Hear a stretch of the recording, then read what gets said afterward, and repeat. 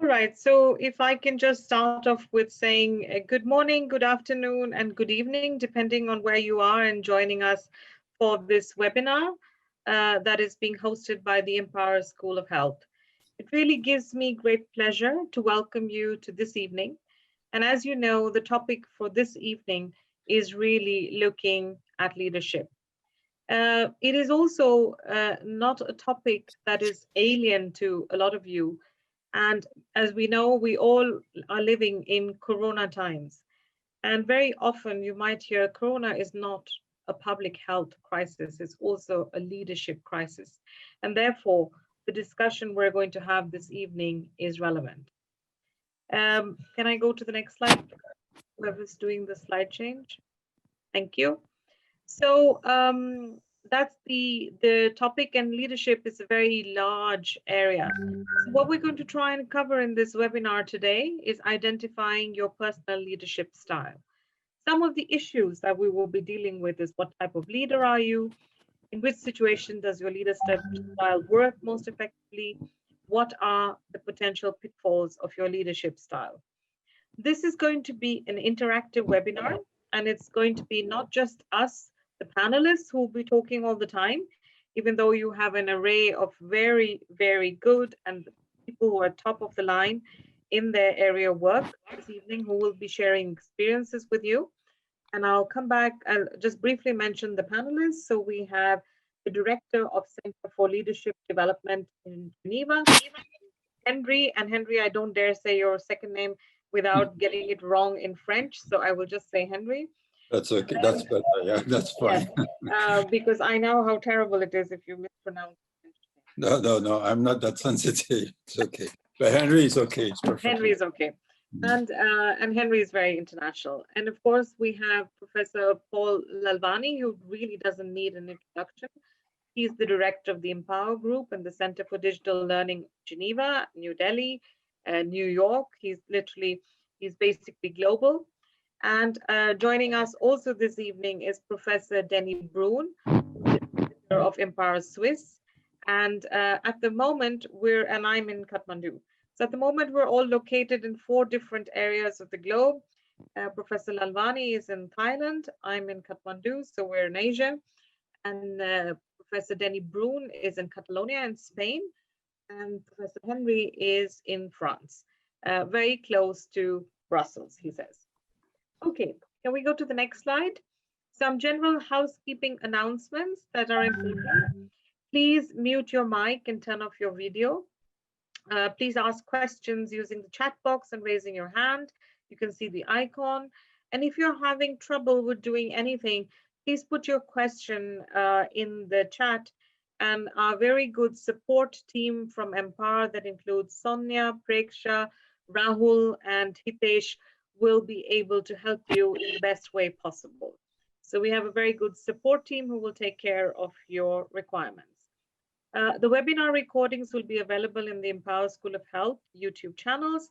The slide deck will be shared with all of the participants, and we would really like you to fill the web feedback form at the end of the webinar so we can get better and we can improve every single webinar.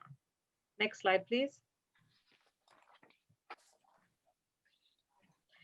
So the agenda I've mentioned to you briefly and these are the introductory remarks and the objectives.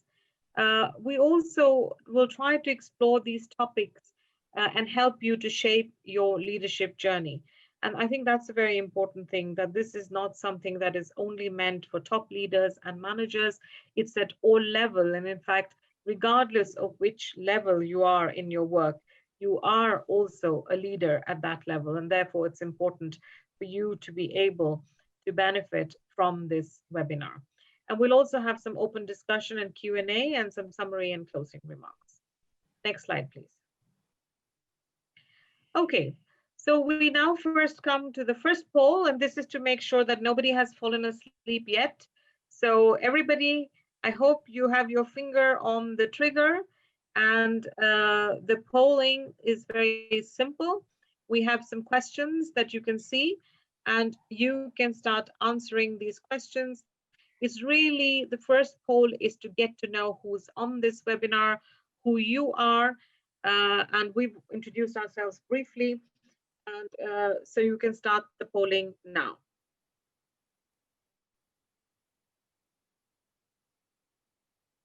Has everybody managed to do that? Everybody's internet is working? Right, it looks like, so we've got about 30% of the people who've completed it. So that's good. That's good. We have 60 people, so we will give a few more minutes. And please remember, I mean, none of this information is going to be shared when you're polling. It's completely anonymous, so you don't have to worry about any of this being shared. We do follow all the GDPR requirements, so we're not going to run into any trouble. It's just an idea to get to know who's here and where you're from and what you work with, so we can provide better information, better training, better modules, better service for you. Okay, how are we doing, Preksha? We're about 60%. So I think if we give it another few seconds. 2 minutes, okay. Yep, there is something in the chat saying advise participants to scroll down. It was a comment from Sitsi. Thank you, Sitsi, for that comment. Good advice, just scroll down so you'll be able to. So there's 5 questions, yes. So yes, just to make sure there's 5 questions. Yeah. And could I ask my team, there are people in the waiting room, please keep admitting them. There seems to be 5 people there. Whoever's in charge, please keep admitting people. So, okay. So we have the polling results in front of us. We have 66% of those who have polled. We didn't get everybody polling, but I think we reached up to 66. How many did we get in the poll finally? No, we had, so I think we had about 70, 75, 70%. Yeah, about 70%, right? Yeah. So we have 1/3 women, which is great. We are looking forward to making that 50-50, but until then, 1/3 is also a step forward, getting to 50-50. And we have a lot of young people, which is also very good. Nothing against all those who are older, but it's a very good critical mass that is young. And let us look at the geographical region.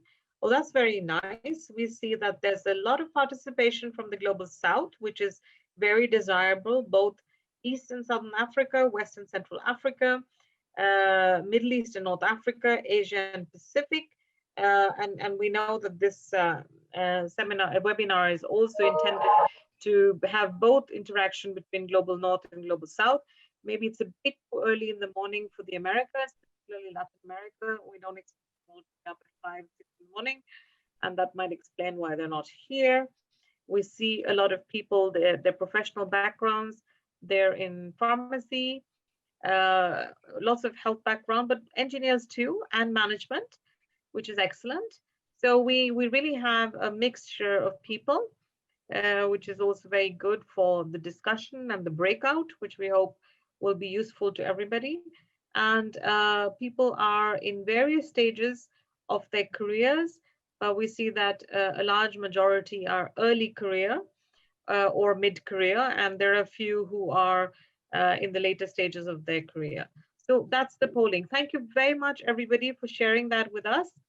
And that was very useful. I hope everybody also had a sense of not just having the names, but knowing who is here and who is with us this evening. Okay, next slide. And from the next, I'm going to hand over to Professor Paul Lalvani, who is the Director of Empower and the founder. So Paul, over to you. Thank you very much, Professor Kumar. Next slide, please. So very briefly about Empower. First and foremost, we're talking about leadership here. And there's nobody more relevant when it comes to leadership than His Excellency, the former President of Ghana, John A. Kufuor. who has actually been present in some of our trainings and coaching in person as well when we had done these workshops prior to COVID, and we had actually gone to Ghana. So it's an honor for him to have him as one of our global mentors, and as he said, Empower's work in leadership and human resources for health has played a vital role in creating global impact. Next slide, please. Many of you already know us, but very briefly, we work in leadership and change management, digital learning, and all of this is within public health, procurement, and supply chain, and the various domain areas across public health, really. Okay, next. What makes us unique is that we bring e-learning technologies, and we have a team that's really split between half of them are public health, pharmacists, doctors of the sciences, and the other half are instructional designers, trainers, and technologists who come together to really create the spark of what we work and what we create and what we deliver. But in addition to that, we have people such as our director of development, Dr. Henry Foucault, who's going to be speaking today. So it's how we bring technology and the human interface to as many people as we can. Next.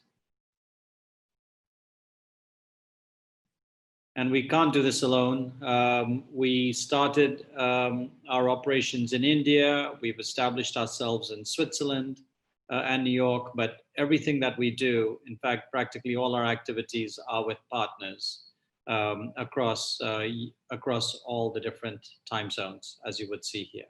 Next.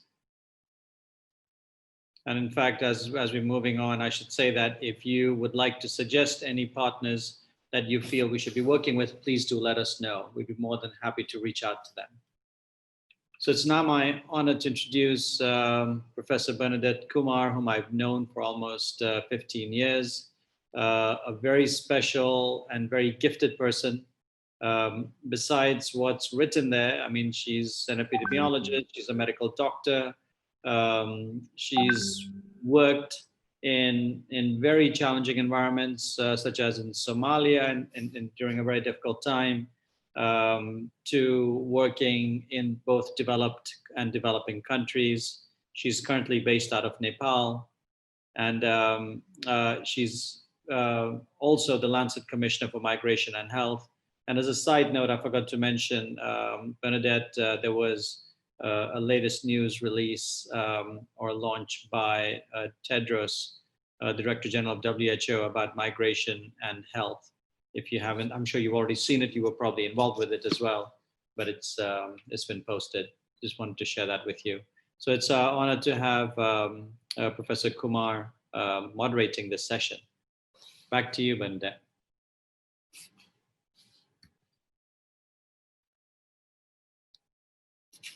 Are you still there, Bernadette?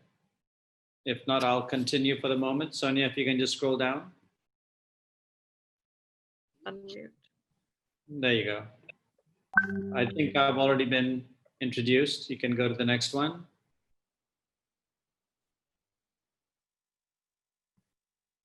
Bernadette, you back? I'm back. Okay, back to you. I'd also like to introduce Professor Denis Brun. He is the director of Empower Swiss and France, and he's also at the moment advisor to Cipla, one of India's leading generic drug manufacturers. Now, Denis Brun is known in the field of global health. He's been working there for the last 30 years or so. He's been former executive director of UNITED. He's been in various other UN agencies, and including as being director of WHO and UNAIDS. I think it's very difficult to talk about all of Denis' achievements in 2 minutes, but we're very pleased to have him with us this evening. And he's also an old friend of Empower, as well as a colleague in global health who has been really a contributor par excellence. So next slide, please.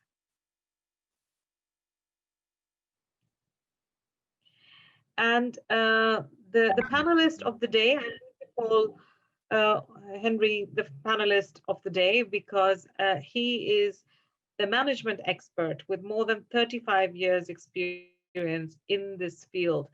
And it's a field that he's covered a lot of areas in development, change management, organizational management, supply chain strengthening, strategic planning, and team dynamics and performance management. And it's not from from a theoretical point of view only. He has actually got, as we say, mud on his boots, and he has been in various different positions. Former special advisor to the UN Under Secretary General, based in Addis Ababa, New York, Geneva. He's worked for a large number of UN organizations, and I can see some of the UN organizations like ILO, UNICEF, international NGOs, International Red Cross, governments, etc. And again, he is working day to day and also heads the Empower Center for Leadership Development. So this is leadership that is coming out of many, many years of both experience as well as training and excellence. Next slide, please.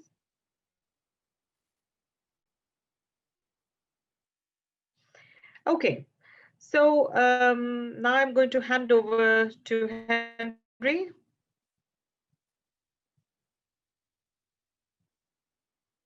You have to unmute yourself, Henry.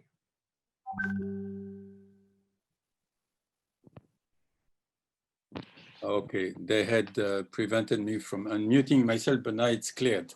Thank you very much, Dr. Kumar, for this kind introduction, and greetings to all the participants and to my fellow panelists as well. I would like to be the co-host so that I can activate the deck on my side, if possible. If not, can we go to the next slide? I want to start with the next slide, which is the poll. Could someone launch the poll? So that, because I would like to start with that before asking the question. So we have an idea of who is in terms of previous experience. So if you would kindly, all the 66 participants, take a few seconds to fill in the various questions. Again, it will help us see a profile of who is in attendance, and it will serve as a starting point to our discussion on leadership.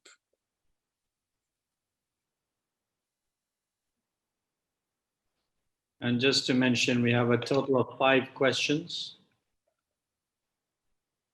Paul, can you make me co-host, please? Team, can you please make Henry co-host? And disengage the deck on their side so that I can engage mine. I think we can do it jointly. So Hitesh, can we just right now we just have to be a bit careful, because if a wrong button is pressed, then the polling stops. So no, after the polling, after the polling, we'll do that. Yes, of course. All right, we see the results coming in. Almost 60% have replied.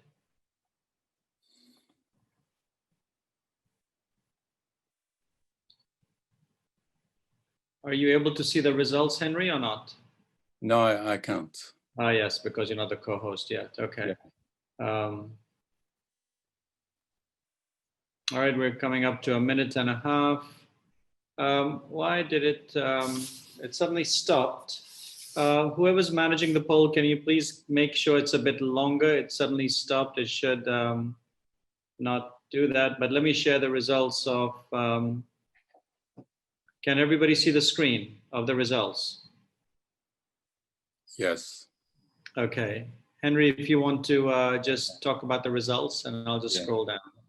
Okay, so thank you, Paul. We have a good mix of government, UN or NGO, private sector, academia in the crowd, rather evenly distributed. So that's interesting, a variety of experiences. 77% are currently in a management position. So And for 23%, that's not the case. So I guess both groups will be interested in our discussion.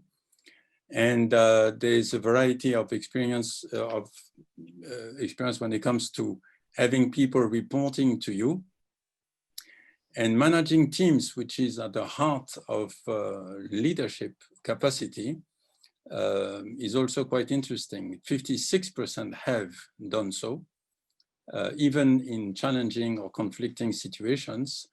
And for about 44%, not really the case. And as for experience in receiving leadership or management training, it's half and half, 51% yes, 49% no. So thank you, Paul, for this opportunity to see a bit more the profile of all the participants. Can we go to the previous slide, please? The previous slide, which asks the question. Can you make, can somebody try to make Henry the co-host? Previous slide, go back, please. Yeah. Yeah, this one. If somebody could make me the co-host, it would be easier. Yeah. This is a question which is meant to start off the discussion, but I'll start by asking it to my fellow panelists, to Paul, Denis, and Dr. Kumar. What are your thoughts on what is leadership? Any insight that you may have gathered or garnered in your many, many years of experience, and any light that you may shed on that very important issue of leadership. So over to you. I don't know the order of speaking, Paul, but I'll leave that up to you. Right. Thank you, Henry. First of all, are you co-host now? No. Yes, I am. Excellent. So I can, if you can disengage, and then I will re-engage mine. Okay, great. If you don't mind, actually, you know what? People have already heard me. Let's hear from Denis Brun first, then Bernadette, and then I'll come in. Denis, over to you.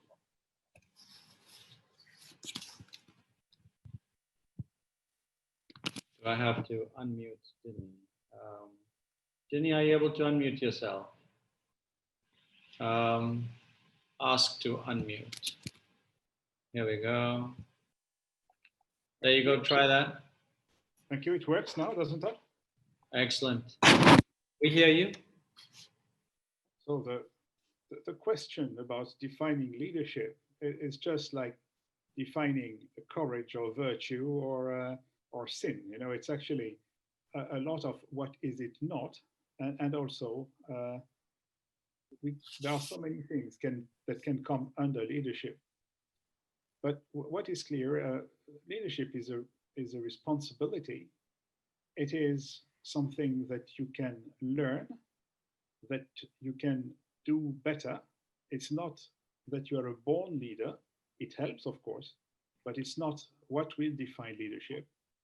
It is the capacity to inspire others, to give directions, to get a whole set of people and of groups follow the direction that you have decided, and making sure that they do that with pleasure, with a sense of purpose, a sense of sharing. What Henry has been talking about when he sees team, and knowing that a team can be a team of 5 persons as much as it can be a team of 10,000 people. So leadership is not what others have defined as management, and I think Henri is going to speak at length about the difference between the two. It's really a capacity to move people in a direction that you have chosen, and that all the others are now also, thanks to your leadership, choosing to follow too.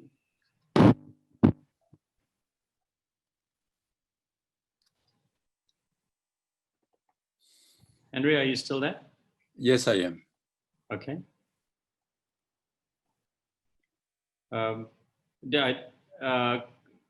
Denis, I heard you.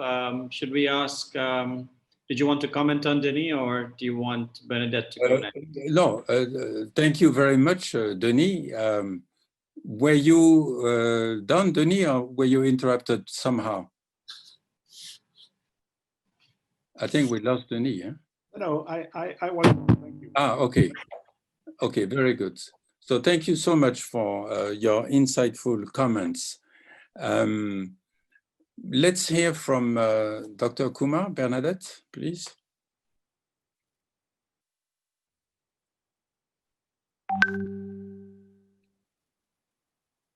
Oh, let me, I think Okay. I might, yeah, there you are. Okay. Yeah. Thank you. Thank you so much. I'd actually like to start with a quotation. And I know it's very, it's a bit of a cliche that I'm originally from India and I do start with Gandhi, but I think that Gandhi said something that was very profound about this. And he said, you have to be the change that you want to see in the world. And leadership has so many definitions. Well, one of the things that is very important about leadership, it's not an entity, it's not a category, it's not a profession. It is basically a process. So I look at leadership as a process. And leadership is a process where you have one individual working with other individuals towards a common goal. Because if you don't have that, then you're not going to be able to bring about that particular change. So it's about guiding people, maybe mentoring people, maybe coaching people, maybe asking people to work together. So it can be defined, there are many approaches to leadership. But I think if I can summarize it, it's really looking at how together with a group of people, you can bring about change. Thank you. Thank you very much, Bernadette, for those additional comments and that insight into your view of leadership. And I think that what you have said and what Denis said before is certainly food for thought. But let's listen to Paul now. Thank you. Thank you. First of all, and I know you're going to go through a wider definition and get feedback from the others as well. I just wanted to emphasize on one of the attributes for me, what leadership is. Not as so much a definition, but one of the elements of leadership, which I find to be of major significance. And for me, it's the willingness to take risks and the courage to get up and dust myself when I fall, which I eventually do, and I did multiple times. And you know, I have bruises all over me ever since childhood. My parents seriously considered putting a permanent body armor to protect me with the number of risks I would be taking. In schools, I would skip classes, which isn't great, but that was a risk I often took. In college, I took classes which were completely outside my domain. I traveled to strange places. I even asked a woman to marry me with significant persistence. She eventually agreed and is my wife. But from a work point of view and professionally, the risks I would say that I've taken, which haven't been easy, you know, moving from pharmaceutical sciences to management, or moving from private to public sector, from being an employee to being an entrepreneur, failing and trying again several times. And as examples, more specifically, the risks I took, for example, I left a diplomatic position in the UN to start Empower School of Health, thinking we have something special and we have a vision.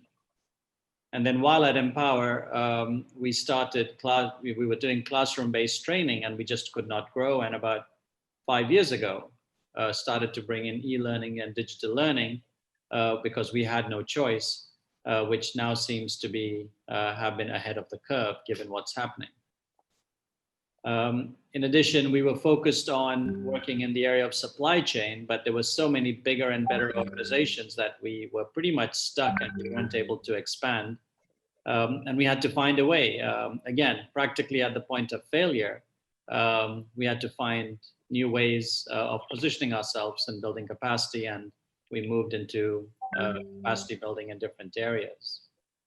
So I'd say my biggest lesson with all this and about leading is leading with courage and the ability to overcome the fear of failure, which never really goes away.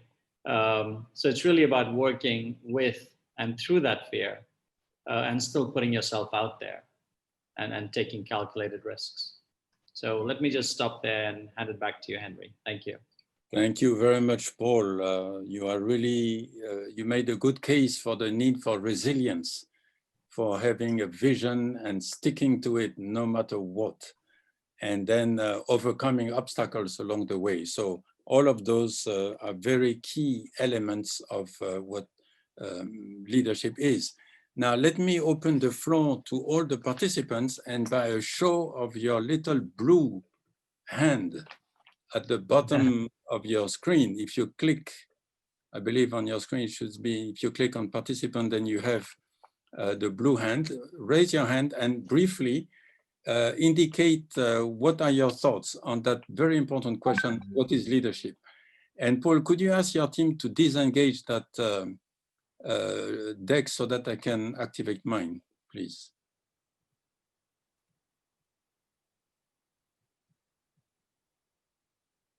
Okay, thank you.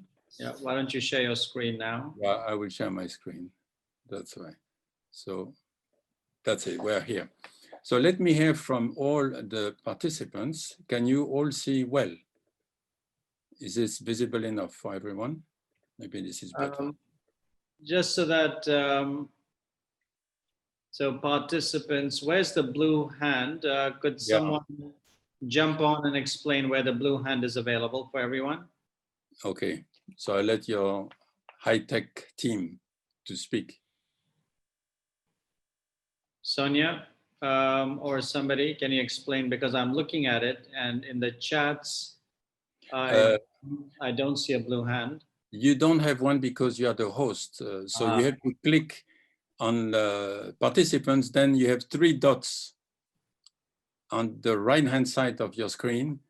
And then you have the thumb up, that would be for you, the blue hand. But for the participants, they have an actual blue hand and they have to click on it in order to be given the floor. All right. So, okay. Mr. Mohammed Ali, activate your microphone. I hope you can do that. The high-tech team, yeah, okay, we are listening to you. I see your microphone is activated. Please go ahead. Thank you. The question is, what's the leadership? Yes. That was a question? Yes. How would you define leadership? Leadership is ability of a team leader engaging his team members to get to a desired goal in his area of expectation, where he is expected to be. Very good. Thank you very much for that very true statement. I saw another hand. Right, Henry, I think it'll be useful when people either write their response or speak, if you could please just mention which country and organization you're from and then just speak. Yeah, okay. That's a good idea. Yeah, Mr. Mohammed. Thank you. Thank you. I am from Kenya, East Africa, and I work with the Ministry of Health. Excellent. Kenya system that is also in Mandera County government. Okay. Thank you very much, Mr. Mohammed Ali, for your contribution, which we very much appreciated. If there are no other comments. If I just interrupt, I see the chat message people are replying. Okay, but for this, it's better if they reply by show of hand and speak, otherwise it will take too long, I would say. Right, right. So, Gopi, feel free to speak. So let Justin, I see Justin's hand. Why doesn't Justin start, and others, I request you to just speak whatever it is that you'd like to say. So Mr. Justin Bagula, please go ahead. Hello, I am from DRC in Congo. For me, the leadership is someone who has an origin where he come, a grow up which he refer to make a decision. He can't make a decision without looking to the origin where he depend on. A leadership is like a driver of a car. It's him who bring all groups to make a change. Okay, thank you very much. I think that's enough for the comments because we have to move on, but we very much appreciate your contributions. Through the chat, I see open to people, empower others, motivate them, trustworthy, communicate the vision. These are very, very good points. So we certainly agree that when we talk about leadership, we talk about the capacity of anybody, of a leader, to mobilize a group of people in an agreed direction, not imposed, but agreed. And that means the capacity to convince, to influence, the capacity to reach into the motivation of the people with whom you work. So there are lots of attributes. You have given some of them. Let me share a few with you. These ones, you see. Self-awareness, we'll come back to that later, gives a clear vision direction. The question is whose vision? It should become the vision of the group, not the vision of the leader. Because the capacity of a team leader is to work with all the members of his team. It has to do with positive energy, accepting change, valuing the difference that people bring to the table.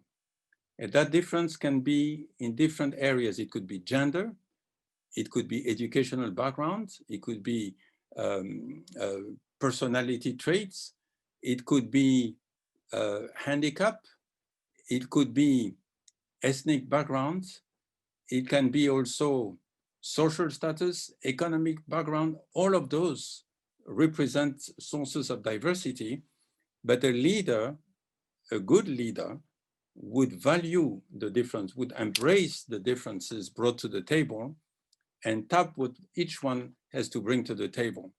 So what we are doing is a broad overview of what leadership is about, but as we will discuss at the end of this webinar, there are whole workshops dedicated to exploring all those aspects of leadership. So now we just brush a paintbrush, if you want, the canvas on the broad definition of leadership. Builds effective teams, adapts to changing situations and requirements, is able to inspire and motivate. The million-dollar question is, how do you motivate people? Where does motivation come from? What is the difference between an incentive and motivation? The two being too frequently confused as being one and the same, but both being totally different from each other. Is able to influence, not manipulate, but influence, motivate the person and tap on the energy, get the best out of people. Knows how to listen, and you may be surprised by the last one, but that's interesting because humility happens to be, if you want, one of the last frontiers of what leadership stands for. All the latest research shows that a humble leader is one that will achieve far more than an arrogant or full of himself or herself type of leader. Case in point, if I quote, we heard from Dr. Kumar earlier the example of Gandhi. I think many people would agree that Gandhi had humility in him and that humility brought people to him, did not repel them. If we take another example of one who is frequently viewed as a leader, Mandela, it is the same. So humility, the capacity to listen to others, to learn from others, to recognize, and I go back to the weak points, to be aware and to recognize one's weak points, and to be equally aware of the strong points, that's what makes a leader. And I would conclude that brief overview of what leadership is with a quote from Sun Tzu. Sun Tzu wrote The Art of War a very long time ago, thousands of years ago. And at one point, and in his Art of War, that document has been studied and extrapolations made to the field of management and leadership. And in studying a book that established the link between the art of war and the art of leadership, I picked up a quote which I never forgot. I remember it was more than 20 years ago when I read that book. And the poem goes like this: with the best of leaders, when the work is done, the project completed, the people say, we did it ourselves. That is leadership. It is not the boss doing and telling they helped me or taking all the credit for the work, but it's a sense of ownership of the common project. We spoke earlier, you spoke earlier about the vision, a common goal, a common work plan. That's leadership, when everybody feels part and parcel of it and everybody owns it.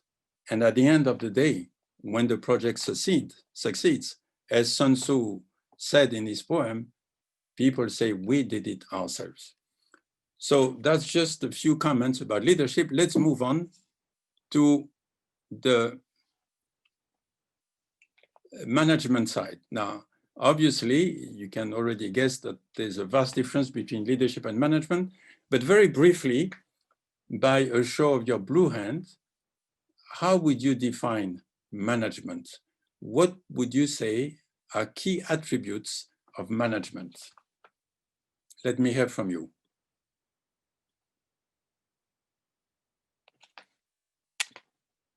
So you have your little blue hand. Do you all know where it is located? If not, we can invite someone from the technical staff of Empower to share that information. Okay, I don't see any hand. Huh? Yes, I saw one briefly. Let me read out. Again, Gopi prefers to write powerful information. Henry, if you want to just read out the chat. So let me read it, yeah. Getting things done by the others, okay. All right, so thank you. Let's move on. Thank you for this contribution. I'll share with you some key attributes just to illustrate the vast difference between the two sets of skills. First, you have, not first, but you have, for example, defined a strategy. So you notice that the vision is part of what leadership is about. Establishing a sense of direction. We did not define vision, but very short. Vision can be one of two things. Either it's the description of a future state that you want to reach at the end of the road, or it is at the very least a very clear sense of direction. That's the vision, at the team level, at the organizational level, at the operational level. Now, how to get to the vision calls for a strategy. So that's more a function of management. The manager defines how we are going to get to the vision. So obviously you understand already that the same person is a leader and a manager, but understanding the difference of skills is very useful because it helps you focus on where you may need to further develop, as we're going to be discussing later. So a manager schedules the work. So work organization, strategy, strategic goals, work plans, and so forth. Organizes the training needed for all the members of the team.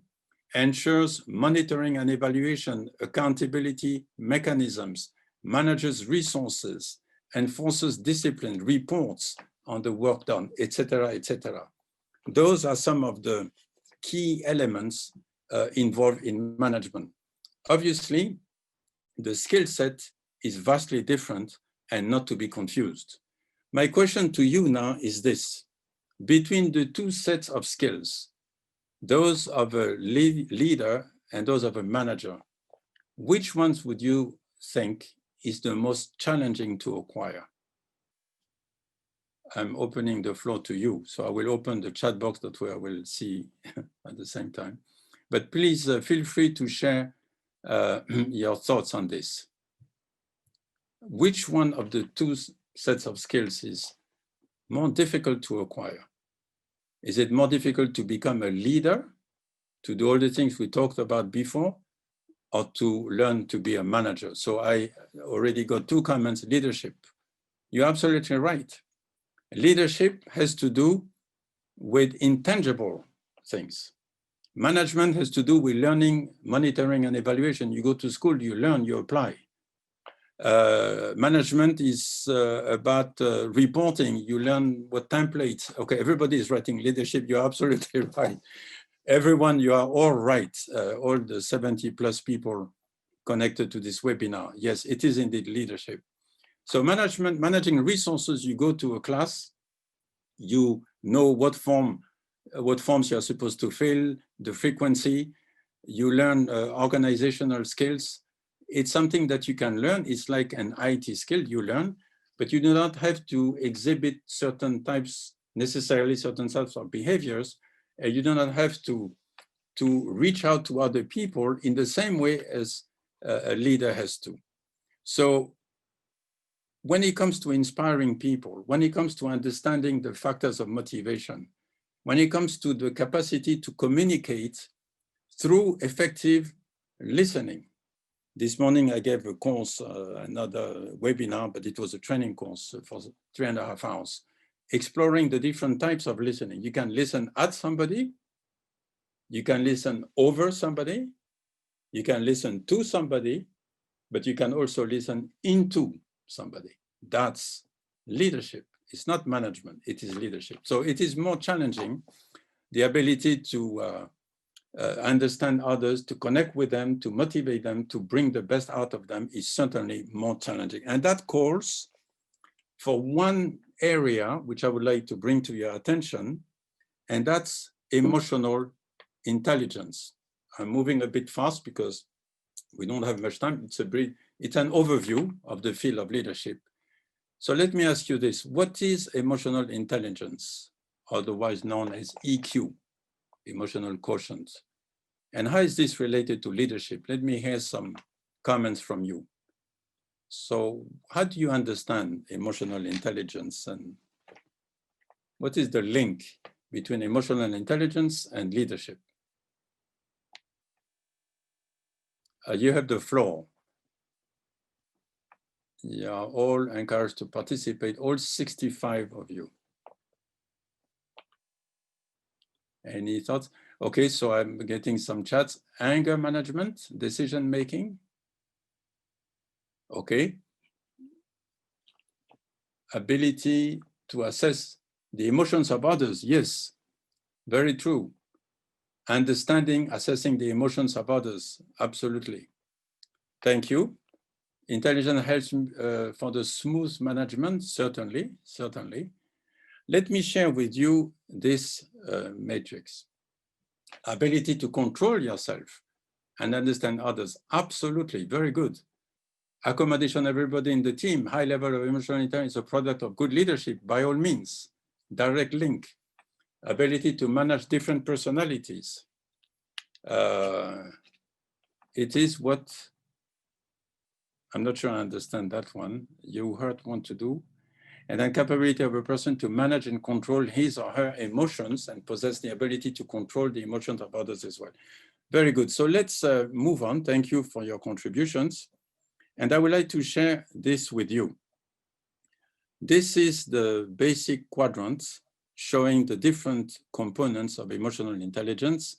The author is Daniel Goldman. He is not the inventor of the concept. That came from the late 60s, somebody by the name, if I'm not mistaken, and if my memory serves me right, Koyatsis. But research had been done many years before. But in 1998, Daniel Goldman wrote a book on emotional intelligence that almost revolutionized the field of leadership and self-discovery and self-management. And his proposition is postulate, if you want, is that you need all four. You can see self-management, relationship management, social awareness, self-awareness. My question to you is this: where does it all start of these four quadrants? Where does emotional intelligence begin? In social awareness, relationship management, self-management, or self-awareness? What would you say? You can chat or speak. Self-awareness, self-awareness, bravo, that's exactly what it is. Self-awareness, what does it mean? It means being accurate, brutally accurate and honest with who and what you are. Your strengths, having an intimate knowledge, valid and validated knowledge of your own strengths and weaknesses. Not thinking things about yourself which are not true, but knowing what your strengths and weaknesses are, because you get feedback, you seek feedback, you are open to criticism, you are open to re-examining, re-evaluating yourself, so that in the end you know who you are, and you know to the extent that it is possible, without any makeup, without any hiding behind illusions, who you really are. So that's self-awareness. It calls for honesty, accuracy, and a lot of courage. Only at that point, I'm going a bit fast just to brush over it, can you self-manage? If you don't know what your strengths and weaknesses are, how in the world will you be in a position to effectively manage your weaknesses or control some of your strengths that could become weaknesses if they go too far? You understand? So the idea is a crisp awareness and understanding of who and what you are is the first step to self-manage. And then once you know yourself and you manage yourself, automatically you become more emotionally connected with other people, starting with your family, because these are lessons of life. I mean, it's not only about work, starting with your own family, friends, and at work as well, your team members. So you have social awareness, the beginning, then you can imagine an arrow going here, self-management. You have self-awareness, another arrow coming to social awareness, because you become more attuned to the emotions of other people. And emotional intelligence is about understanding your emotions and those of other people. And once you self-manage and become more aware of others, only then can you effectively manage your relationships with other people. So you can see in your mind's eye, the arrow, one arrow going from self-awareness to self-management, another one self-awareness to other, and then from here to there, you have two arrows. Self-management and self-awareness both lead to relationship management. So this is very quick. This is very rapid, just flying over the issue. But I would suggest to you, I would put to you that in order to really develop your leadership capacity, it is absolutely indispensable. In fact, you cannot skirt it. You must know yourself and your leadership styles. Knowing thyself, you remember Socrates saying, know thyself, is the beginning of the journey on becoming a leader. And knowing ourselves is indispensable, and it's not always easy. And then recognizing what is my natural tendency. You see here the expression leadership style. Why do we have this here? Because we all have, as a result of socialization factors, personality traits, temperament, experiences in life, we all have a style. Our style could be a leadership style. Our style could be directive, okay? We may tend to use a direct approach with people, when we assign work, when we deal with our team members. It could be more coaching.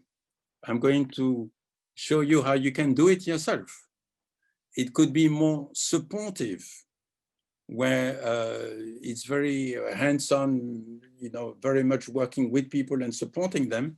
Or it could be more hands-off, delegating. I'm trusting you, I know you can do it, so you do it and get back to me at the end. So we all recognize ourselves one way or the other. We all have a default style, and knowing that style is important. Understanding what is our what is our personal style is important. And then realizing that there is no such thing as a perfect style. We all have styles. And if I go back to the previous one here, it comes with, it's part of our makeup. So it comes with strengths and weaknesses. It comes with advantages, disadvantages, depending on the situation. So what I showed you here is also referred to as situational leadership. Why? Because we have to understand that, let's say I have a default direct style. Does it mean that my style is adapted to all situations? The answer is no.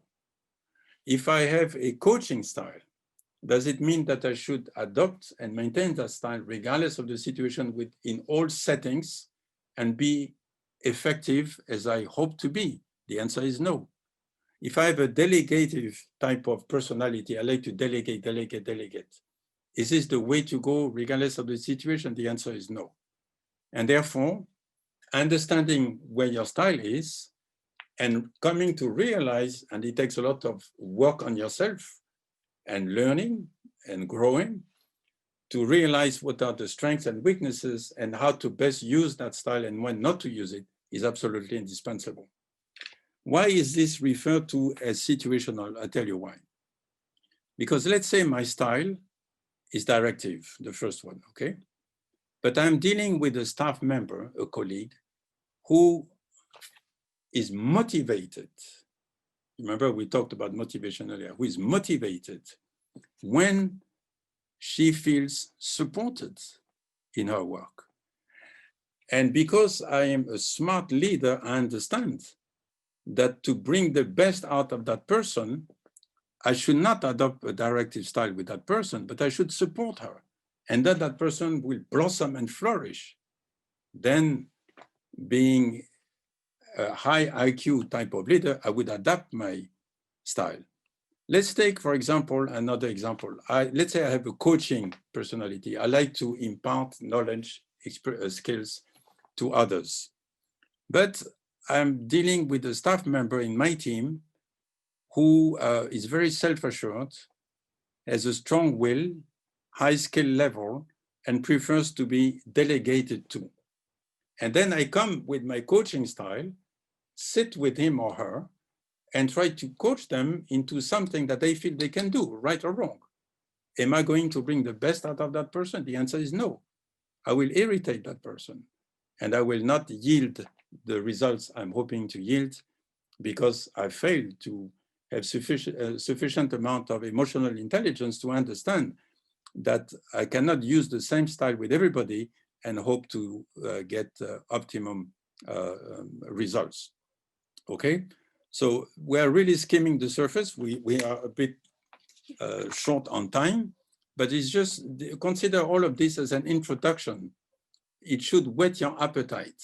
Our sincere hope rather, is that you will want to know more and grow more into that issue of leadership.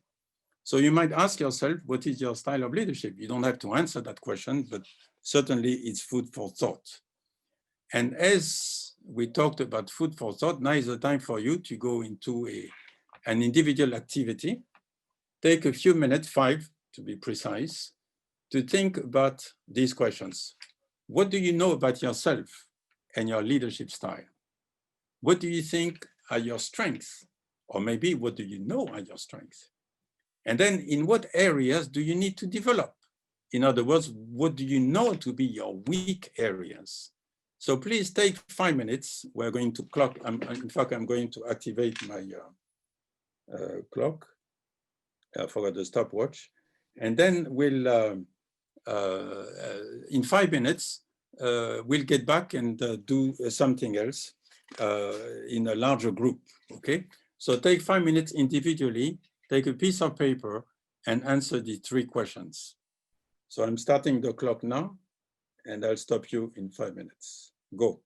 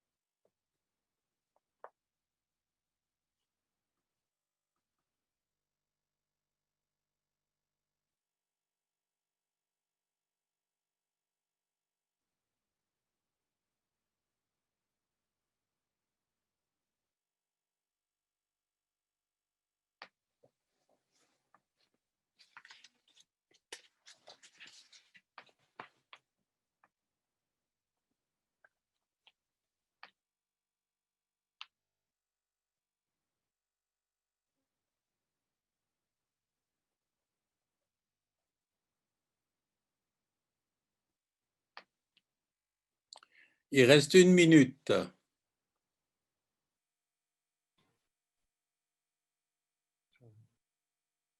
S'il vous plaît, parlez en anglais. Ah, yeah. I don't know why I said that in French.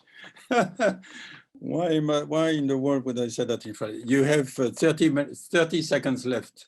You say they lost on the translation.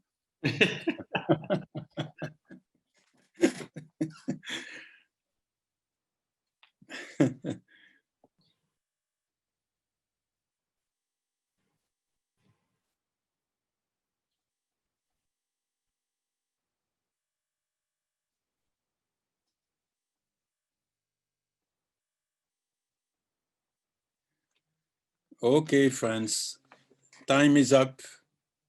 So if you come up with some interesting facts or interesting thoughts or realizations about yourself, realizing that we all have some areas of strength and some areas that need to be further developed. Wisdom asks or demands that we acknowledge those and then decide what we want to do about them.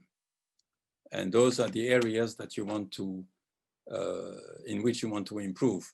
I'm getting a lot of interesting chats. Let me read them to you.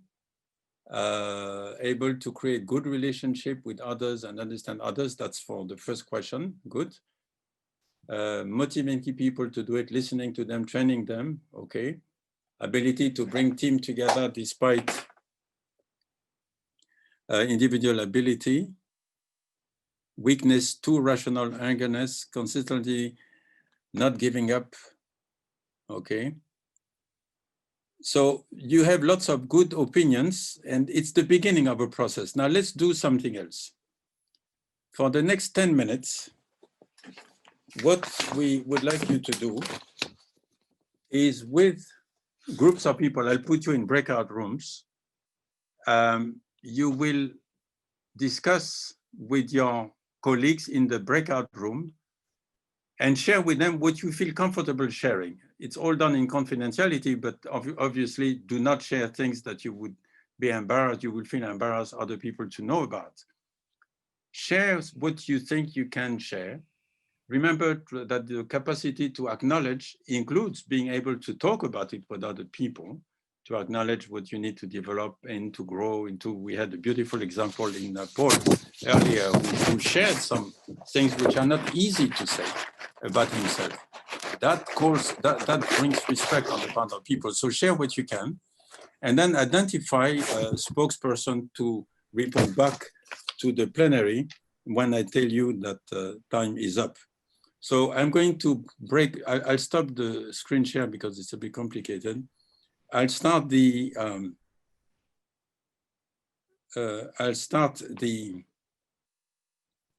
now suddenly I don't see the. Yeah, I think I might have to do. You do the breakout room because I don't have it on my side, yeah. Okay. So we have, it shows. 56 people. Right. Would you like about, how many rooms would you say? So about 10 rooms? No, more because, yeah, 10 is good. Sorry, 10 is good. Yeah, 10 is good. 5 to 6 participants per room. Yeah, that's perfect. It's perfect. Create breakout rooms. Yeah. So what's going to happen, let me just explain. You will all be given a message to join a breakout room. You will enter it. Let me also just make sure that the timing is in fact. It's automatic mode. Paul, when you you do it manually, or you can do it automatically and specify 5 per, and then they will go. They don't have to do anything. Right. And then So you can broadcast 1 minute before. Breakout rooms close automatically after 10 minutes, right? Yes. Notify me when the time is up and you'll get a 60-second warning. Yes. Okay. All right. So that is all set. And just follow the instructions and you'll see Henry and or me and Denny jumping into some of the rooms if that is possible as well. Okay. So let me go back here, recreate, add a room, open all rooms. Let's see if this works. So you've all been invited to join a breakout room. Please join those rooms.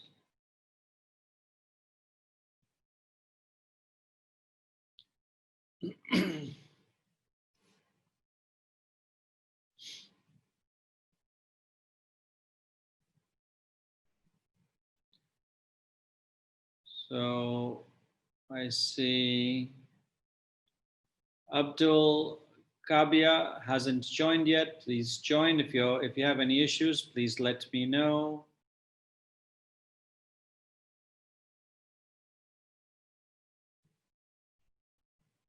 If any of you are facing a challenge, please let me know. You can put it in the chat. And some of the moderators, you might be assigned a room at random. Please be present, guide, etc. And what I'll do is, I see 2 people are not assigned. So Chigozi and Marlene, I'm going to assign you to some of the smaller rooms right now, smaller groups rather. I'll put you in group 10, assigned to Breakout 10, and Marlene. Okay, so everybody's been assigned. Abdul, I see that you still haven't joined. I'm just moving you to one of the rooms. Everybody should now be in a room. I wonder if they can hear me if they're all in a room. So, and Henry, I see that. Yeah, they can't hear you when they're, but I left the room because I don't need to be there. It's better for them to feel comfortable talking to each other. And Denis and I, we were in the same breakout room, so yeah, it was too much. Can I move you to? I can keep moving you to different rooms. No, I think that's okay. Yeah, but you can do it for me. I don't need to. But there's somebody waiting, Marlene Aimable Jean. Yeah, I moved Marlene before. She's waiting to be admitted, it looks like. I'll try another room just in case if that's the problem. No, I wonder if there's some other issue going on. Maybe. That's the only one that's stuck. Let me go into a room and listen to what's going on, and I'll just sort of make sure that if there's any technical issues, I will solve them. You're okay sitting out, Henry? Yeah. Denis sent me a message. There's a problem in their room. Huh? Do you know which one? Yes, I can. Muted and they cannot share anything with each other. So that's a problem.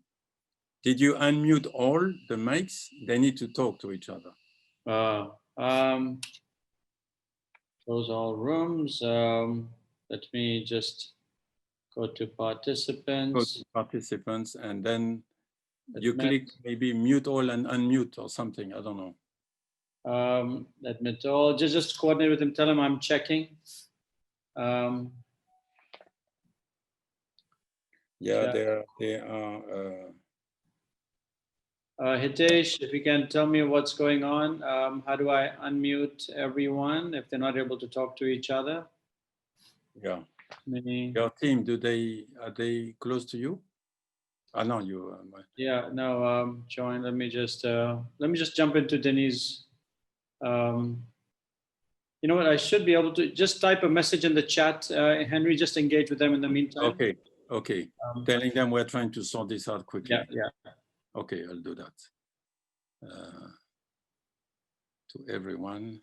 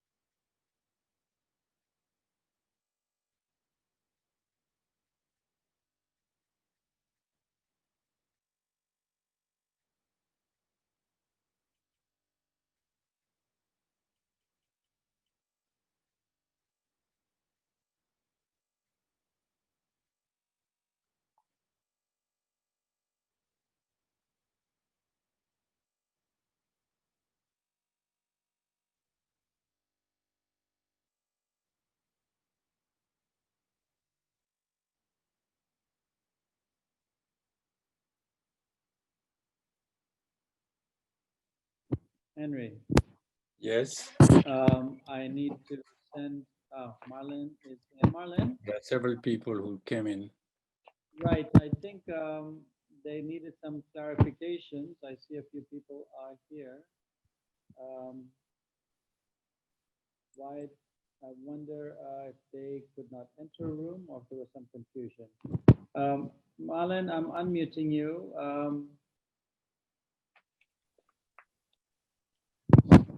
Thank you. Yeah.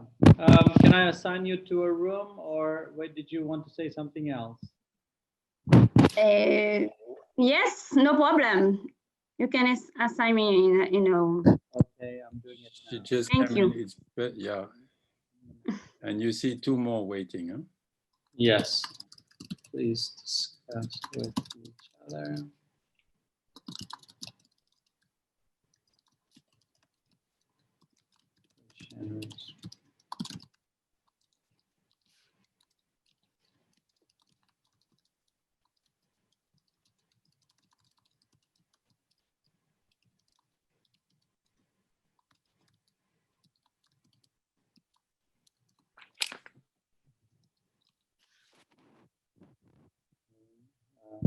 Net.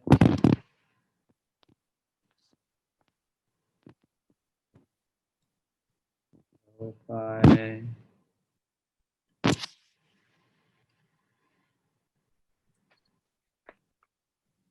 All right.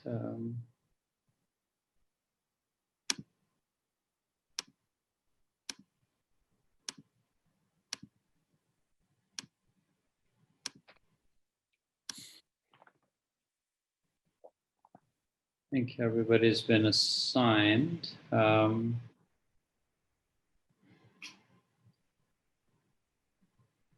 Slowly moving out.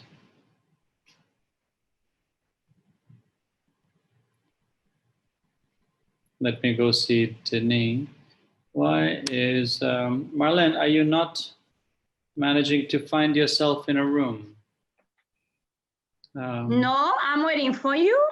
I did. I've already sent you to. It's very strange because I've tried 3 times now.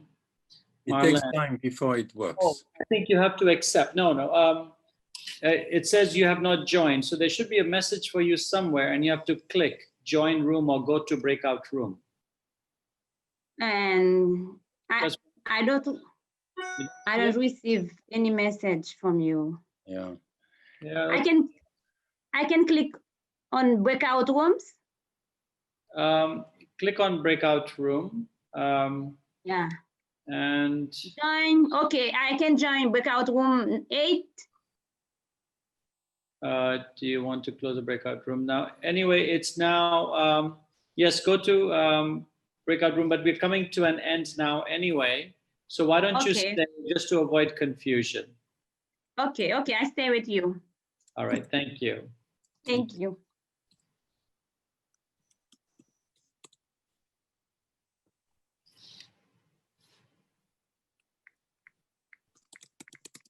Henry, it says we've already spent 10 minutes. Is that correct? Let me check my timer. I thought it was automatic. Yeah, it's 9 minutes. Yeah. So but you set it on automatic. If not, you send them a 1 minute reminder and that's it. Yeah. And then you cut it.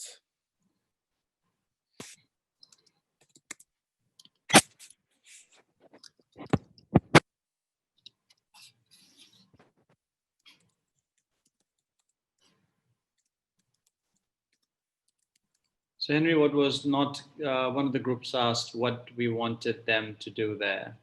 So that's why I posted that message.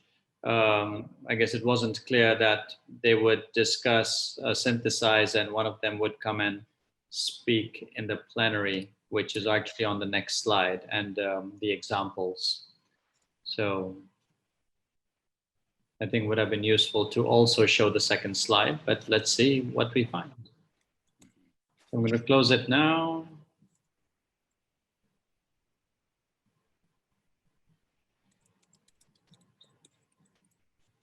Okay, you'll see people starting to come back. 7, 8. Quite exciting. I like this breakout room. Yeah. It doesn't waste time of people walking around getting lost. It's all instant. I'm I telling used it 3 times this morning, you. and it worked perfectly every time. But you see, each, you have a control center which is slightly different from mine, I suppose. It depends on, I think you have the highest level of Zoom membership probably. For me, I don't. Right. So I see Denise back. How many people are back? 17, 18. They're starting to roll in. We should go back to between about 60 again. Yeah. 28.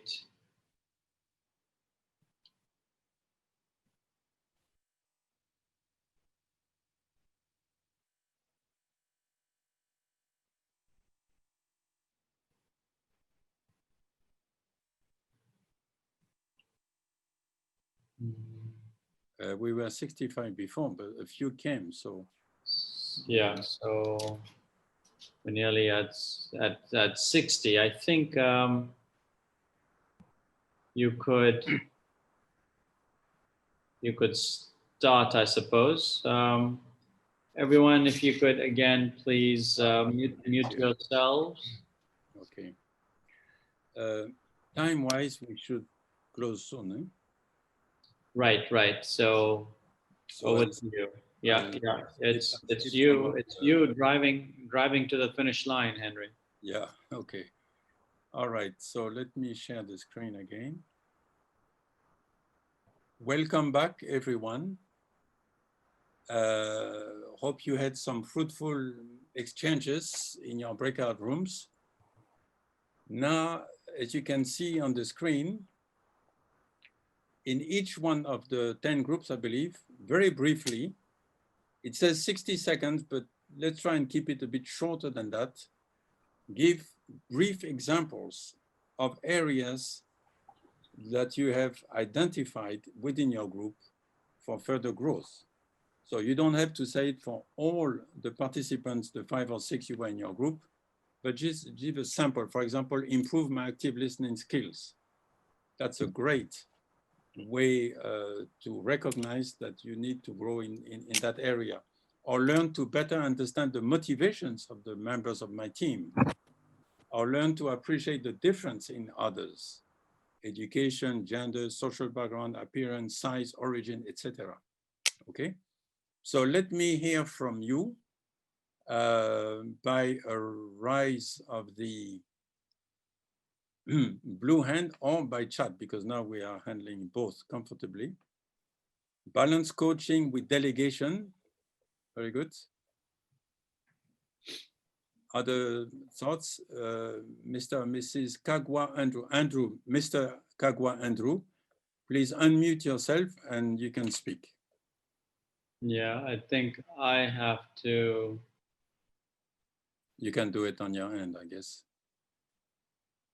Yes, thank you so much. Yes. We picked in our group, we are 3 members, one from Nigeria, one from Uganda, and one from DRC. One issue we noted is that one of us, the first response to weak discussion points is very bad, but later picks up and improves. So that's an area of improvement whereby even when you hear an idea that's not good, you still try to understand it and appreciate the diversity in terms of skills, experience, and age. Okay. Another issue, we had one of our friends is from a Francophone country, so he needs to improve his appreciation of the English language. And that is something he thought, because he understands most of what we speak, but presenting is a bit of a challenge. Okay. Then we got another area of someone, our colleague who has just left the pharmacy school and needs to pick experience in a number of areas. We are, for me, who has been in the field for some time, I was advising her to go to the Empower School of Health website. There are so many courses that keep coming. For example, right now I'm doing one for financing public sector initiatives for Global Fund, and it is free and it's quite knowledgeable. So it's an area of improvement that she has if she's going to pick experience and more knowledge as an upcoming pharmacist. So briefly, that's what we came up with as a group. Thank you. Thank you very much. Thank you very much for this. Especially the first one was very interesting about learning to appreciate all aspects of diversity around you. For the others, we need to make the difference between acquisition of technical skills or learning a language or acquiring, going to training for something that is more technically oriented. We are talking here, that's not what we are talking about. Here we speak about leadership as the challenge of acquiring new behaviors, new ways of doing things that are going to be more effective because we connect better with others based on a good knowledge of ourselves and the capacity to understand them as well. So you see, language learning would not fall in that category, but nonetheless, you gave some very good examples. Thank you. The others, please come on because we have to move on and finish this workshop. But I would like to ask you to not give examples for each one of the members of your team, just a sampling. Use short words because we don't have more than a couple of minutes to go throughout the whole 65 people. So just give the quote, improve my listening skills or whatever else you have determined, okay? So I saw some blue hands and they're gone. Camille Isaac, please. Yes, good morning. Camille Isaac from Grenada. There were 4 persons in my group, and the general consensus was that the strength, moral, or the leadership style would be coaching, and helping mobilize persons to reach their full potential.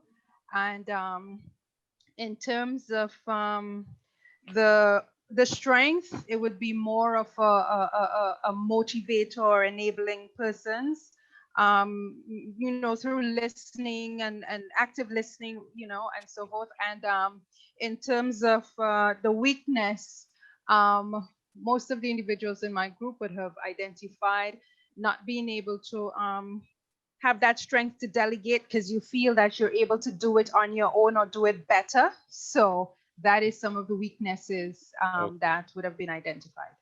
Very good. Thank you very much, Camille, for this.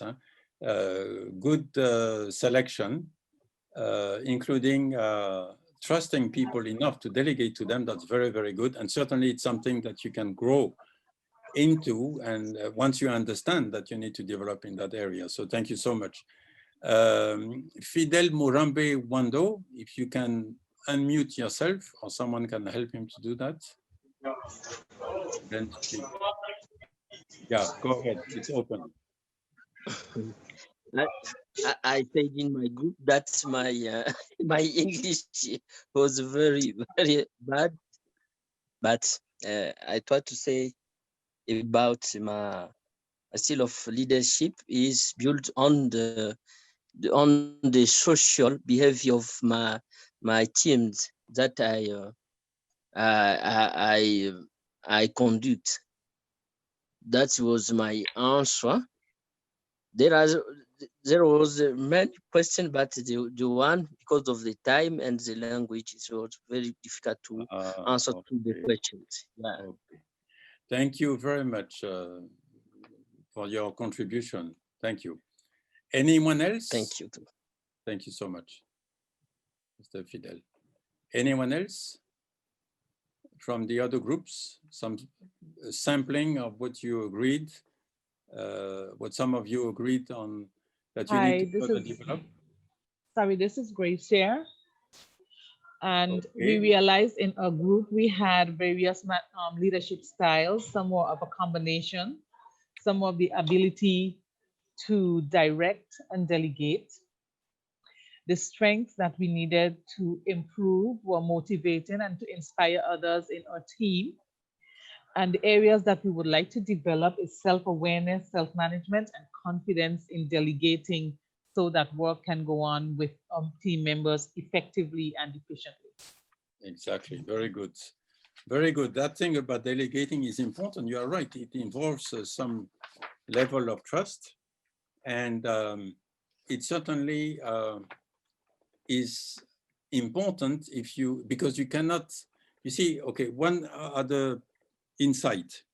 When you lead a team, you have to grow from being a technical person, meaning that you deliver, you personally deliver, to delivering through others. It's not at all the same dynamic. And therefore, at one point, you need to be able to let go and let other people carry their own weights. And that way, collectively, you will achieve more than if you micromanage everything. So there's an element of trust, there's an element of training, there's an element of capacity, and there is the, but there are pitfalls. So usually, I will end on this in a couple of minutes. When you go into a leadership, management, development workshop that will last 2-3 days, typically, not 1 hour, of course, there's a whole segment on the art of delegation, because you can delegate yourself to ineffectiveness and catastrophe. And I could give you some rather amazing, well-known examples, or you can delegate wisely and be able to achieve more through other people than if you were doing it yourself. Okay, so thank you very much for that. Let's move on. And I'm going to end by this slide, which answers the question, how can you further develop? I mean, this was only 1 or 2 hours long, but of course it takes a lot more. So here are 4 ideas. I'm not suggesting that's all there is, but you can do some personal research. I quoted earlier Daniel Goldman. He wrote a series of books. The first one was called just Emotional Intelligence. You can Google him, go to Amazon.com and find a lot of books. I would suggest that you read them, find those that are of interest to you based on what you want to develop in yourself. You have Stephen Covey. The reason why I put him is because he wrote a first book back in the late 90s, early 2000s, late 90s actually, called The 7 Habits of Highly Effective People. It's an extraordinary book. And then he had a lot of sequels. I think he came up with an 8th recently. So what is this about the 7 Habits of Highly Effective People? It has to do with some type of true realization, awareness that will change your life if you take it to heart. Let me give you one example of what he has in his book. We all go through stages of development. When we are a baby, we are totally dependent on our mother for food, clothing, shelter, everything. Then the baby grows and starts walking, so he becomes more independent. And then he starts putting her clothes on herself, so she can run around on her own. So she grows into a state of independence. Then the child goes to school, and then he becomes totally dependent on the school teachers. And then he has to learn, he doesn't know how to do anything. And little by little, after a few years, he becomes more independent. Once you go to university, the same thing happens. Initially, you don't know your way around, so you are depending on others. So throughout, and then you go to your first job, same thing. So we're used to alternating between stages of dependence and independence. What Stephen Covey suggests in his book is that there is a higher level.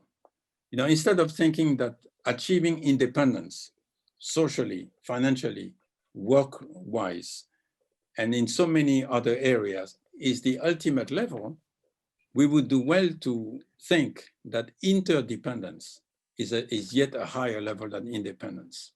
So these are some of the pearls of wisdom you find in Stephen Covey's book. Again, the title, The 7 Habits of Highly Effective People, and the sequel books. Another thing that I would recommend to you is to get into the habit based on the first quadrant, the starting point of the emotional intelligence quadrant, to ask for regular feedback from family, your wife, your husband, your children, boyfriend, girlfriend, whatever, and then from family and from friends at work and at home. and asking for candid, not for flattery, but for candid feedback. And if it comes always in the form of positive, it's not the kind of feedback you want to receive. You need feedback that will point at areas where you are not doing so well and need to grow. It takes courage, it takes guts, but when you take it on board and you know how to use it, it makes you more effective. Thirdly, take a course in leadership and conduct personal diagnostics of your leadership style. So you learn, you can take courses. Empower would be delighted to enroll you in a full-blown leadership course. So you can ask Paul to send you information for you and your organization.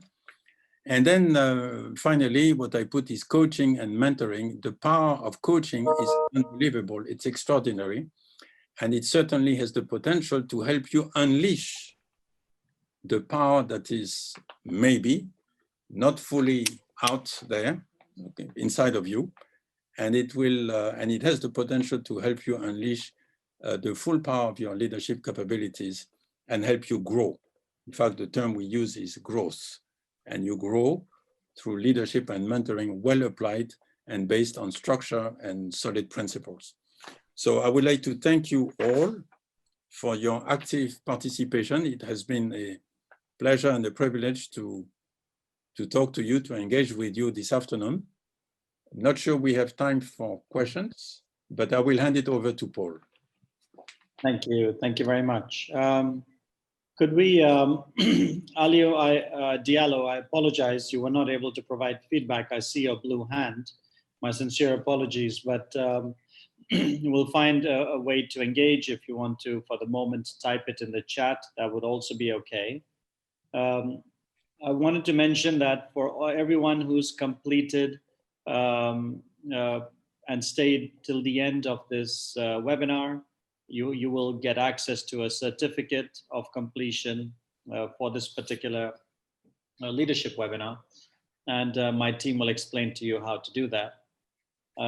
Also, as Henry was mentioning, if you wanted to get more deeply involved in leadership, in the poll, we saw that half of you were in leadership and the other ones growing into that space. Many of you had people reporting to you, some of them even more than 20, 25 people. So a good, decent sized team. Really important that you, not just you, but your department, your organization supports you in your leadership and management journey. And it's an activity that we have been supporting various ministries of health. We just finished working with the Ministry of Health in Tanzania with support from Global Fund. We had the Secretary of Health and the top health leaders in Tanzania. We've done several leadership activities, and this was just 3 weeks ago. In fact, Henry was in Dar es Salaam and Dodoma. We've completed one in Mali for UNFPA and another one in Togo, which is next week, where Henry will be traveling. And others we've done with President Kufuor as one of our mentors. He was present in Ghana, among others. It doesn't matter if you come to us for your coaching and leadership activities. There are plenty of them. My main point is that make sure that it's not just you, but you and your team and your organization, your department gets this experience. Donors often fund it and organizations often fund it as well. Okay. Could I just have the last poll, please, Preksha? It'll take you about 60 seconds or 2 minutes. So if you could please answer these questions. Total of 4 questions. Are you interested in more leadership and management trainings? Should we do more of these webinars? Also, we should mention that this course there is a certificate leadership course built into the postgraduate diploma. So those who are doing the postgraduate diploma with us, you'll automatically get this in module 9. And those who want to do it independently, there's also an independent leadership course we're offering. Okay.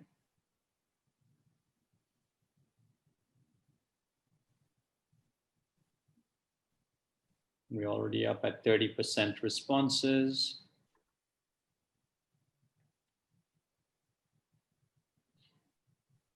And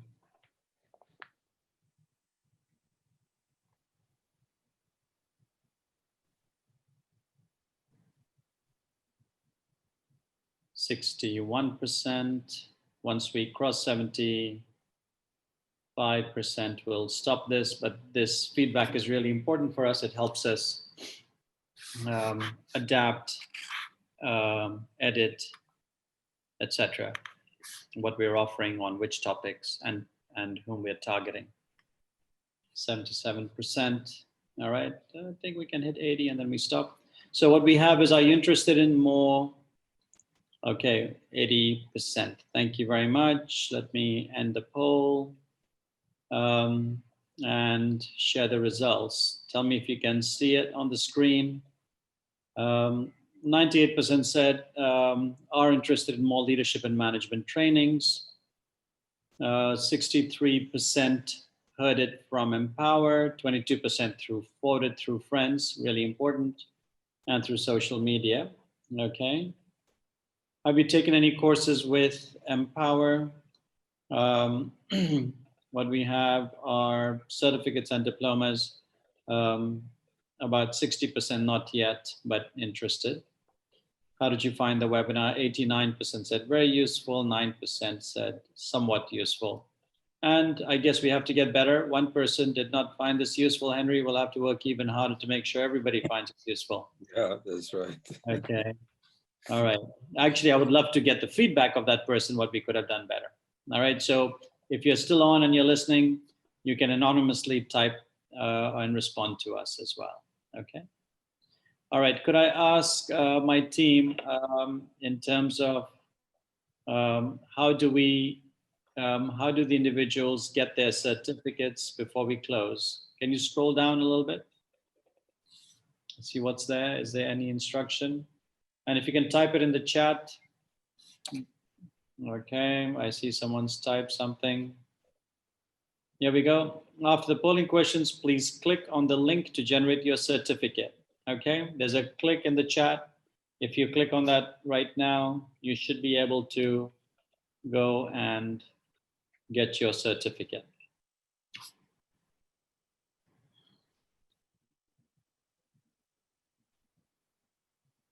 Okay.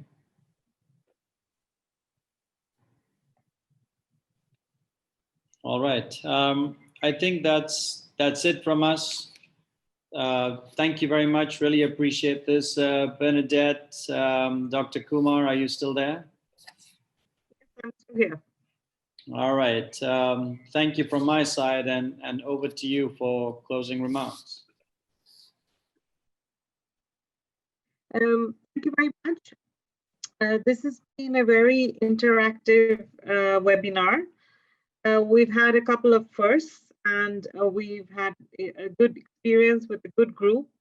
I would, of course, first of all, begin to thank the panelists, and in particular, Henry, who had to bear the weight of this entire webinar. So thank you very much for the insights. It's not possible to cover leadership in the course of an hour, but you did a magnificent job of actually showing people the way, and I hope they're all interested on going on that trip now, the leadership trip. So thank you for doing that, Henry. Thank you to the other panelists, Paul Lalvani and Denny Brune, for sharing your insights. And I think the very important thing about leadership is it's not from the books, it's not from learning from what is available in the literature alone, but it's the experiences, the personal experiences. So thank you for sharing that.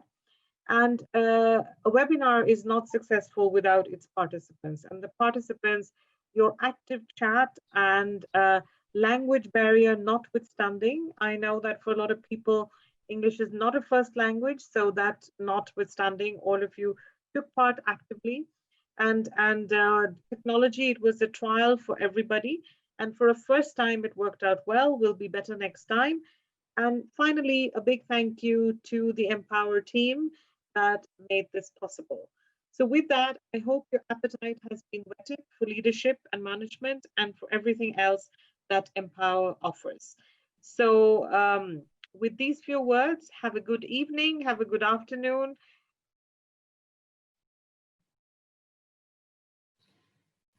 And I think you've frozen. Can you hear me? Can others hear me? Yeah, I can hear you. I think She was just saying how good technology has been, and then somebody pulled the technology rug from under her. Okay, all right, but perfect timing. To complete her sentence, she was thanking See you the. back at the next Empower webinar. There you are. You're back again. Okay. All right. Thank you, participants. And if you need anything else, please be in touch. All the best. thank you very much. Bye-bye to all of you. Thank you, Henry. Thank you so much.